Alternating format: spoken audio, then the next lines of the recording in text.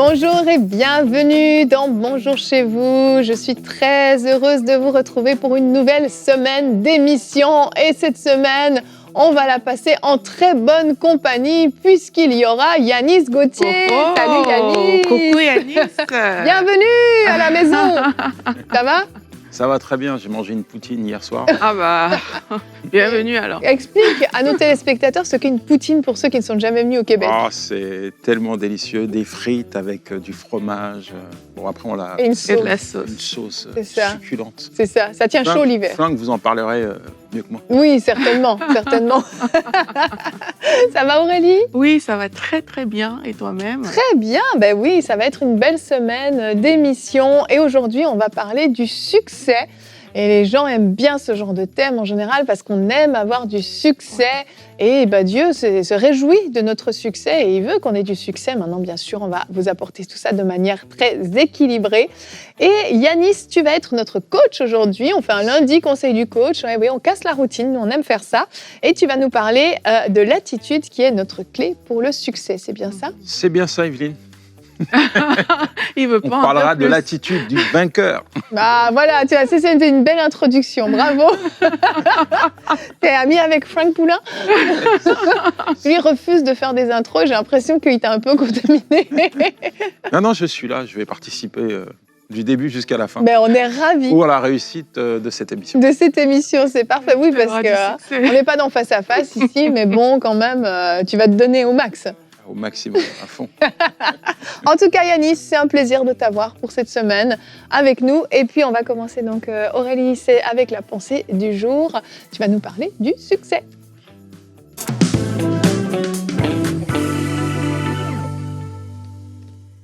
Comme préalable à cette pensée du jour, on peut déjà établir le fait que le désir de Dieu, c'est que tout homme réussisse. Et dans la Bible, on le voit dans tellement de versets bibliques. La Bible nous dit qu'on a été créé pour de bonnes œuvres. La Bible dit que Dieu souhaite qu'on prospère à tous égards, qu'on prospère l'état de notre âme. La Bible même montre un chemin que Dieu a proposé pour réussir. Dans Josué 1 au verset 8, il a proposé de méditer la parole de Dieu et c'est alors qu'on aura du succès. Dans nos entreprises, c'est alors qu'on réussira. Et Dieu lui-même nous encourage à choisir la vie plutôt que la mort. Ça veut dire que Dieu veut qu'on réussisse. Maintenant, la réussite selon Dieu a pour but de glorifier Dieu lui-même et non de vous glorifier et non de glorifier un homme. La Bible nous dit dans Matthieu 5 au verset 16 que votre lumière luise ainsi devant tous les hommes afin qu'ils voient vos bonnes œuvres et qu'ils glorifient votre Père qui est dans les cieux. Notre lumière doit briller, ta lumière doit briller, mais uniquement pour glorifier le Père. Aujourd'hui, on assiste à un piège dans lequel il y a beaucoup de gens qui tombent.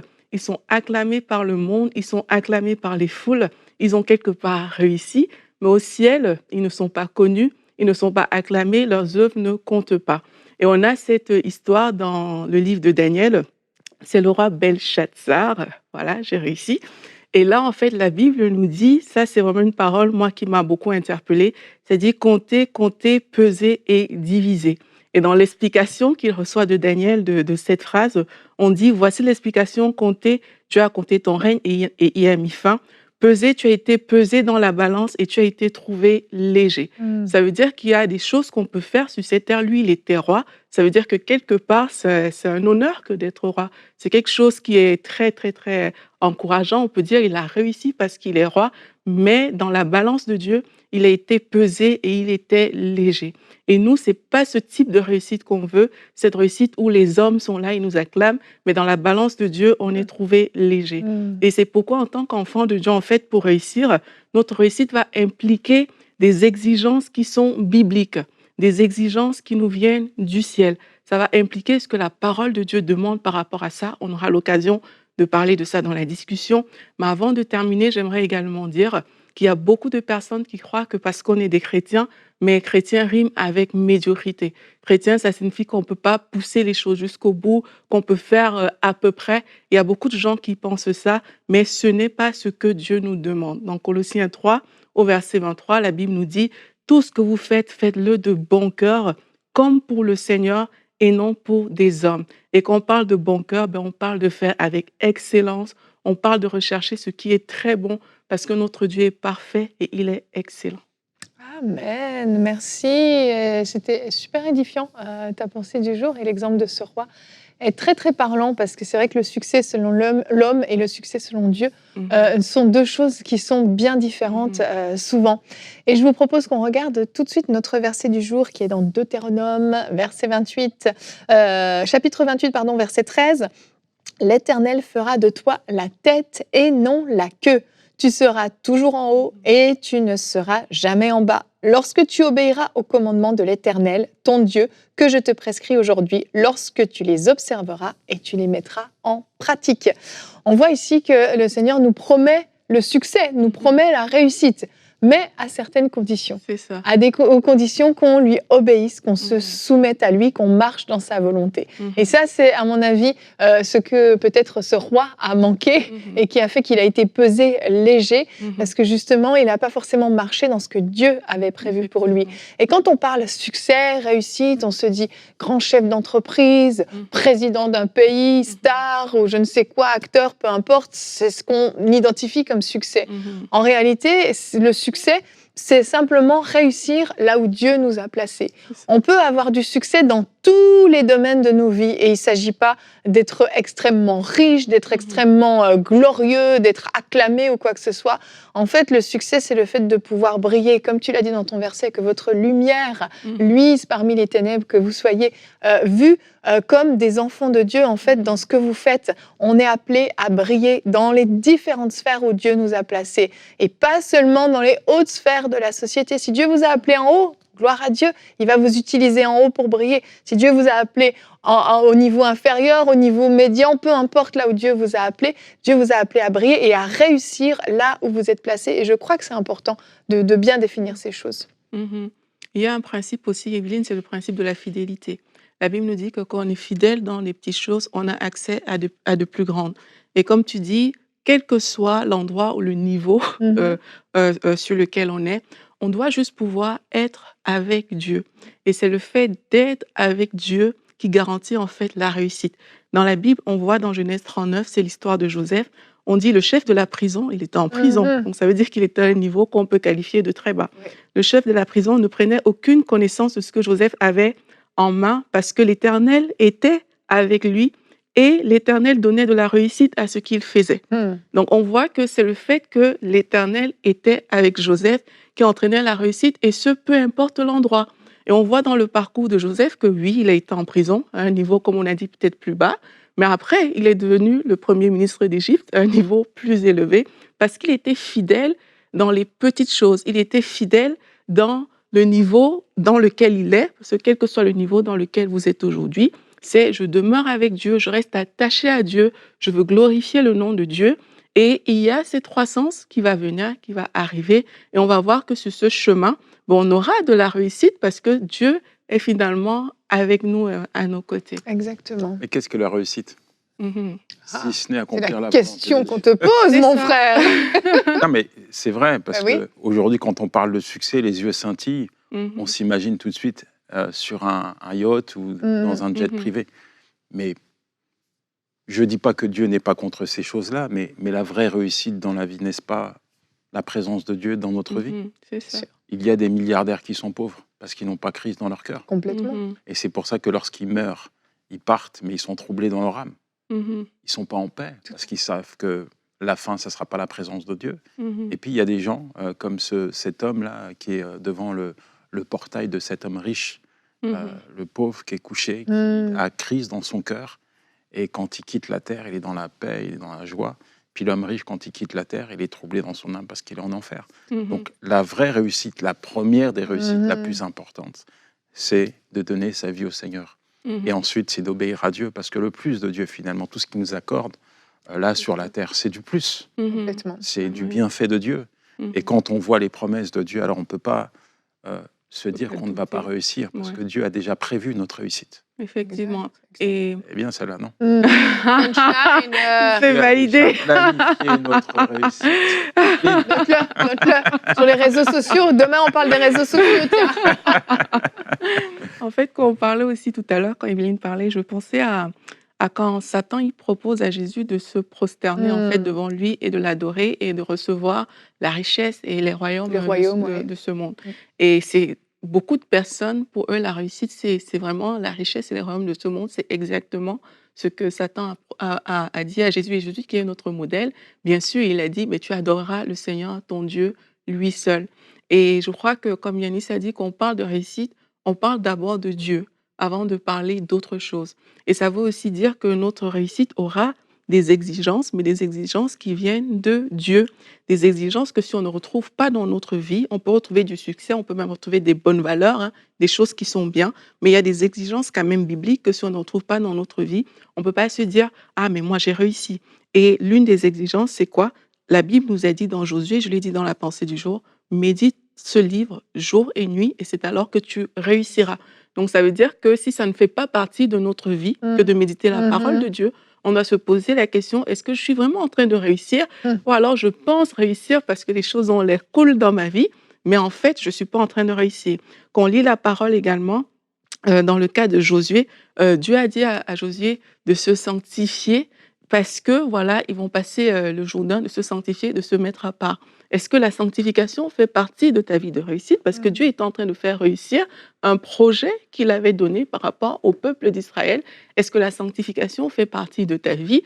Ou alors tu te dis, OK, parce que je suis peut-être bien placée aujourd'hui, j'ai pas besoin de la sanctification, je peux la mettre de côté. Ça, c'est autant de choses que quand on veut réussir selon Dieu, ça doit faire partie de notre quotidien, même le fait de rechercher Dieu. J'aime trop ce verset dans 2 Chroniques qui dit, ça parle du roi Osias, et là on dit, il fit ce qui est droit aux yeux de l'Éternel entièrement comme l'avait fait Amasia son père.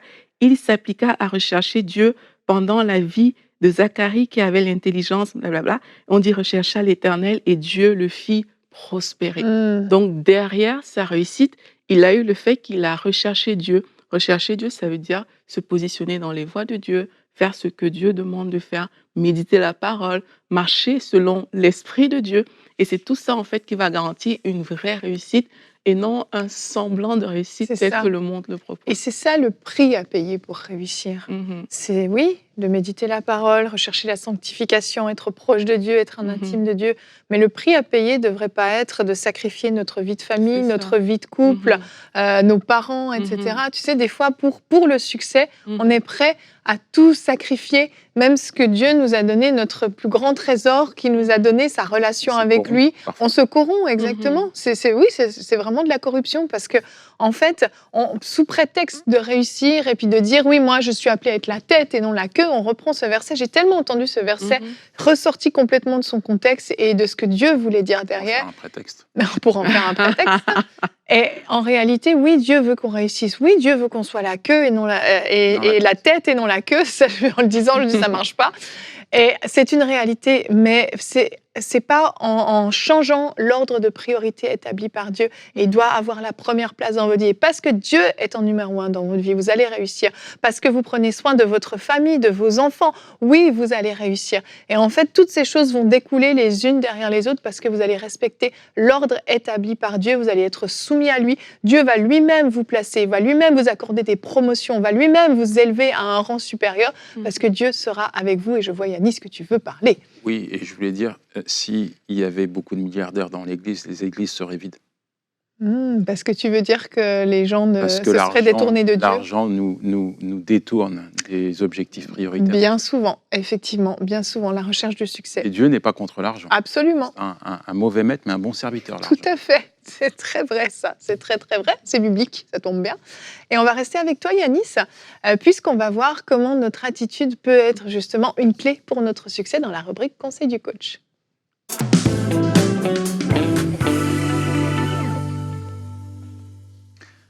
Alors, je me souviens, lorsque j'étais en prison, il y a un homme qui était dans la cellule à côté de la mienne, qui vivait dans les mêmes conditions que moi, c'est-à-dire rats, cafards, et bref, c'est compliqué psychologiquement. Et lui, pour mettre fin à ses souffrances, il s'est taillé les veines. Il est mort. Un cas malheureux, mais il y en a beaucoup en prison. Pourtant, cet homme vivait dans la même cellule, en tout cas qui était pareille que la mienne et peut-être même qu'il encourait une peine qui était moins lourde que la mienne. Moi, très vite, après avoir confié ma vie au Seigneur, Dieu m'a donné un principe important pour mon attitude. Il m'a dit, prends soin de ton âme. Prends soin de ton âme en lisant ma parole et en passant du temps dans ma présence. Donc, j'ai appliqué cela dans ma vie et ça m'a permis d'avoir l'attitude nécessaire pour traverser ces moments difficiles. Donc, je fais juste la comparaison avec cet homme qui était dans les mêmes conditions que moi, mais 2 attitudes différentes et forcément 2 résultats différents. L'attitude, c'est vraiment la clé de notre réussite et l'attitude n'est pas une conséquence de notre succès, c'est la cause première de notre réussite. Et mon premier point, c'est la puissance de la perception. Proverbe 23, verset 7 dit « Car comme il pense dans son âme, tel il est. » Nous sommes ce que nous pensons. Et lorsqu'on voit, par exemple, 1 Samuel 17, verset 37, vous connaissez ce texte, il est question de Goliath, de l'armée d'Israël et de David. Et là encore, on voit 2 perceptions complètement différentes. Aux yeux de l'armée d'Israël, Goliath, c'était un géant qui les terrorisait, qui leur faisait peur et qui allait les détruire. Et aux yeux de David, c'était pas pareil. Pourquoi ? Parce que David connaissait Dieu. David avait vu Dieu à l'œuvre dans sa vie, lorsqu'il était gardien de moutons. Là, nous le voyons qui porte de la nourriture. C'était le Uber de l'époque. Uber Eats. Uber Eats, mais quand même, il n'y a pas de sous-métier. Mais il était armé 2 fois et il avait vu Dieu à l'œuvre. Il lui avait donné la force de triompher contre l'ours, contre le lion. Et quand il voit Goliath, c'est juste un nain, parce que le seul géant qu'il connaît, c'est Dieu. Et ça va lui permettre d'affronter Goliath, de lui couper la tête. Et forcément, Goliath a été l'instrument de promotion de David. C'est vrai. S'il n'y avait pas eu Goliath, il n'y aurait pas eu David. Il n'y aurait pas eu le roi David, en tout cas. Oui, il n'y aurait pas eu le roi David. Non, mais c'est vrai. Et Mais merci de m'avoir repris. Avec plaisir. Sens-toi libre. Je me sens libre. Et David a été l'instrument de promotion. Non, Goliath a été l'instrument de promotion. Elle est contente. Non. Elle m'a coupé, mon fils. David a été l'instrument de promotion. Goliath a été l'instrument de promotion de David. Et on voit parfois que dans notre cheminement, il y a des défis que nous devons relever. Et ces défis, parfois, peuvent nous paraître gigantesques. Et il est important que nous puissions avoir une vision claire, nette et précise sur Dieu. Parce que c'est au travers de notre relation avec Dieu, au travers de ce que nous avons vécu dans le secret des victoires qu'il nous a accordées hier, que nous allons pouvoir avoir l'attitude d'un vainqueur et non d'un vaincu. Il y a forcément des défis qui sont devant toi. Il y a peut-être des projets, des objectifs que Dieu t'a fixés. Et puis, il y a un vrai défi. Et tu te dis, mais je ne vais pas m'en sortir. Tu as peut-être tendance même à faire le focus sur ce défi. Et ce focus t'amène à mettre ce défi au centre de ta vie. Tu en fais un Goliath et tu te dis, non, mais je ne vais pas pouvoir avancer. Ce Goliath-là, il va me terrasser. Alors, je te dis, va déterrer un trophée. Fais comme David, souviens-toi des victoires que Dieu t'a données dans le secret. Déterre un trophée, là, mets-le devant toi. Et le même Dieu qui t'a accordé la victoire hier, il va te permettre de triompher de cet obstacle qui est devant toi aujourd'hui.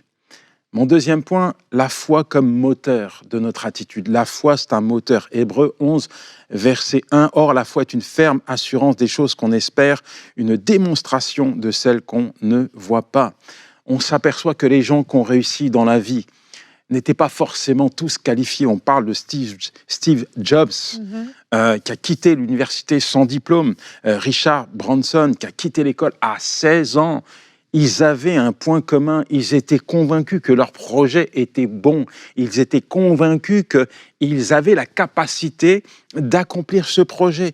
Et en fait, il nous faut de la foi, il faut que réellement nous puissions être convaincus que ce projet que Dieu a mis sur notre cœur, il vient de Dieu. Et quand ça vient de Dieu, ça marche toujours. Parce que Dieu ne sponsorise pas les fiascos ou les faillites. Ça aussi, c'est bon. Je note. Alors, on parle de foi, on parle de vision, on parle de surpasser les défis qui sont devant nous. On parle également de projets que Dieu a déposés dans notre cœur. Et comme Aurélie l'a dit tout à l'heure, il est important que tu puisses peut-être faire une refonte du mot réussite. La vraie réussite, c'est la réussite de Dieu dans ta vie. C'est ça la vraie réussite. Quand Dieu réussit dans ma vie, alors j'ai réussi. Quand Dieu réussit dans ma vie, alors j'ai réussi. Amen. Et je ne sais pas si tu as lu mon livre témoignage. Matricule 52 964. Et tu l'as lu? Oui. Est-ce que tu as aimé? Oui. Je fasse la promotion. Tu veux qu'on fasse la promotion de ton livre? Tu l'as pas lu? Pas encore. Ok. Eh bien, moi, je te dis que c'est un super livre. C'est un super livre. Et quand j'ai reçu ce projet de la part de Dieu, pour moi, ce n'était pas possible. Je ne pouvais même pas mettre ma foi dans ce que Dieu me demandait d'accomplir parce que j'ai été limité. J'ai quitté l'école en CM2, je ne sais pas écrire. Mais pourtant, j'ai cru que Dieu était capable de m'amener à l'aboutissement de ce projet. Et quand j'ai eu ce livre dans les mains, j'étais convaincu que Dieu allait l'utiliser. Et je dis que c'est un bon livre. Mais pour que ce livre puisse paraître, il a fallu que je pose un acte de foi. Mon troisième point, la foi en action. Est-ce qu'on peut le dire ensemble? La foi, la foi en action. La foi, c'est comme un muscle, ça se travaille. Jacques 2, verset 26. « Car comme le corps sans esprit est mort, de même la foi sans les œuvres est morte. » La foi, il faut qu'elle puisse se manifester, se concrétiser de manière visible et palpable et tangible. Pas simplement au travers de paroles, mais au travers d'actes. Et il y a un métier, moi, que j'aime, c'est l'agriculture. Alors, je ne suis pas agriculteur, mais j'observe les agriculteurs parce que j'habite dans la campagne. Tu connais le métier de l'agriculture? Oui. Tu en parles régulièrement. Et moi, pour moi, il faut avoir une dimension de foi exceptionnelle pour exercer ce métier. C'est vrai, l'agriculteur, il plante une semence. Et la semence, elle est à peine visible.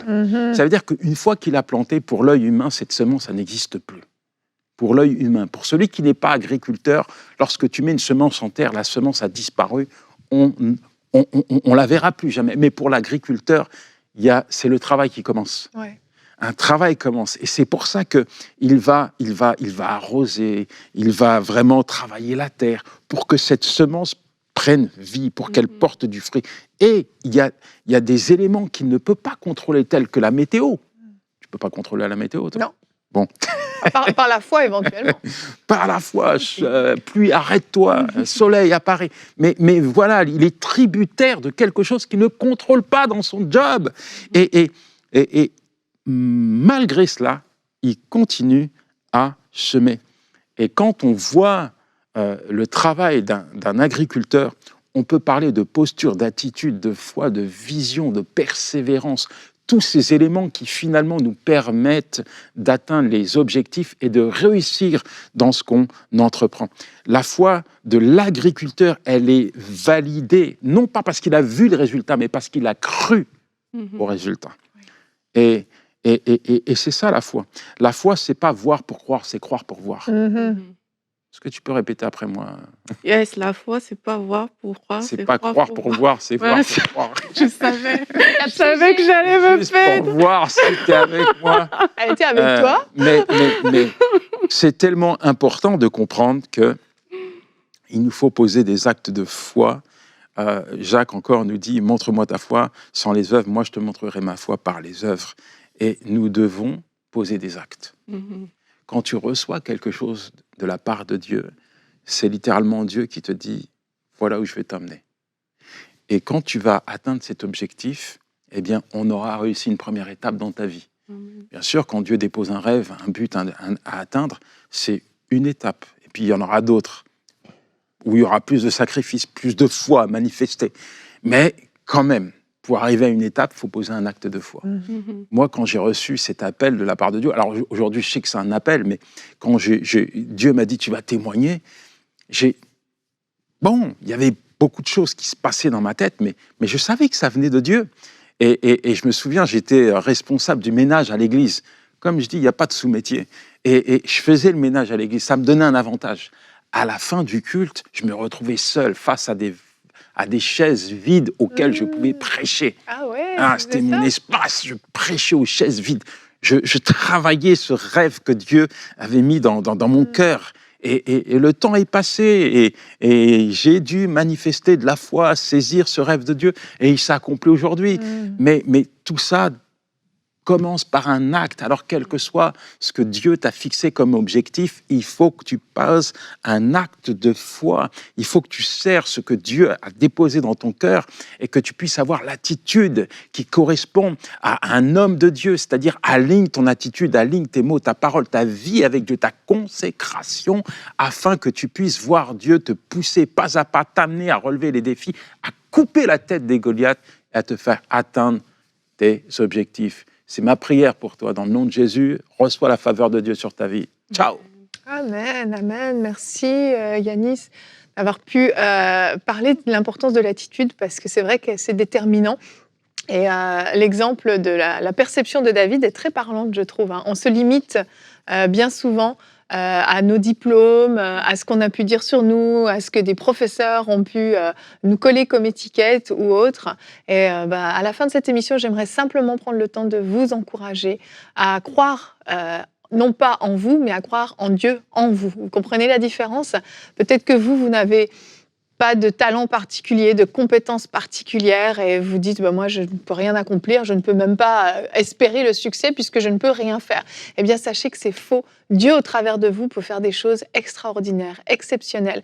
Et posez-vous la question lorsque vous quittez un endroit, lorsque vous, vous quittez un emploi, qu'est-ce qu'on dit de vous ? Qu'est-ce qui reste après vous ? Si c'est un bon témoignage qui a été laissé, ce sont des gens qui ont dit « Ah, on regrette que tu partes, tu vas nous manquer, ah, c'était tellement bien quand tu étais là, ton sourire, ta joie. » Eh bien, dites-vous que vous avez goûté au succès. Le succès, c'est que l'important, c'est que vous puissiez briller, que vous soyez une lumière aux yeux du monde. C'est ça le plus grand succès que vous pouvez goûter, que vous pouvez espérer. Donc, je vous encourage, oui, vous avez accès au succès. Et demain, on va parler d'un thème tout à fait différent, mais très, très important. Ton téléphone d'être utile, tes relations. Aïe, aïe, aïe, aïe, aïe, aïe. Vraiment, je vous invite à suivre cette émission. Je sais que c'est pas un thème à clic. On n'a pas envie de se faire dire « Ah, mon téléphone, nanana ». Mais écoutez l'émission, ça va vous aider, c'est important. Et Yanis va faire une rubrique famille sur Dieu, la famille, à l'ère du digital. Donc, on se donne rendez-vous demain. Merci à tous d'avoir été avec nous et bonjour chez vous.